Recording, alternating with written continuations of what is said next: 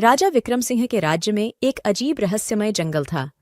वहां की मिठास भरी हवा में एक पुराना पेड़ खड़ा था, जिसकी छाया में बड़े बड़े सच्चे हृदय धनी आत्माएं अपनी मुक्ति की कामना करती थीं। एक दिन एक नया योद्धा आर्यमन जंगल में पहुंचा। आर्यमन को अजीब शक्तियों के साथ यह अनुभव हुआ कि उस पेड़ की छाया में हर एक पक्षी और पशु सब कुछ सुनते थे। जंगल की सुरक्षा के लिए राजा ने आर्यमन से उस पेड़ की रक्षा करने का कार्य सौंपा। आर्यमन ने पहले ही दिन से वहां के जीवों के साथ अच्छी दोस्ती की। एक दिन उसने एक विशेष गाना सुना जो पेड़ ने गाया, जीवन का अर्थ है संगीत, सभी को मिले सुख शांति की राह। इस गाने ने सभी को प्रभावित किया और जंगल में सुख का अद्भुत वातावरण बन गया।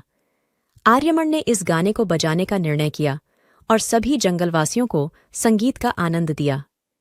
धीरे धीरे जंगल में एक अद्वितीय समर्थन आरंभ हुआ और लोग सहयोग में एक दूसरे की मदद करने लगे। आर्यमन ने सीखा कि संगीत की शक्ति ने उन्हें एक दृष्टि से संबोधित किया है। एक दिन जंगल को एक बड़े संघर्ष का सामना करना पड़ा। एक दुष्ट राक्षस ने आक्रमण किया और जंगलवासियों को भयानक परेशानी में डाल दिया। आर्यमन को सामना करने का समय आया। आर्यमन ने संगीत के माध्यम से दुष्ट राक्षस को समझाया कि शांति और सहयोग की ओर बढ़ना जीवन का सत्य है। राक्षस ने अपने दुष्टता को छोड़ दिया और जंगल में सुख शांति का वातावरण बना रहने का निर्णय लिया। जंगल की सभी आत्माएं खुशी से भरी हुई थीं और आर्यमन ने अपने संगीत की शक्ति से सभी को एक साथ मिलाकर समृद्धि का संदेश दिया।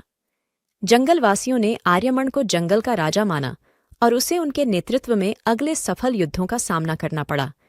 आर्यमन ने शक्ति, साहस और संगीत की शक्ति से जंगल को सुरक्षित रखा और अपने लोगों के बीच एकता और समर्पण का वातावरण बनाए रखा। उसने जंगल में एक नया युग शुरू किया, जिसमें सभी जीवों ने मिलकर सुख शांति की पथ पर चलने का निर्णय किया। इस प्रकार आर्यमन ने जंगल को महिमा में बढ़ावा देने वाली एक अद्वितीय कहानी रची, जिसमें संगीत की शक्ति ने सभी को एक साथ जोड़ा और जीवन को सुंदर बनाया।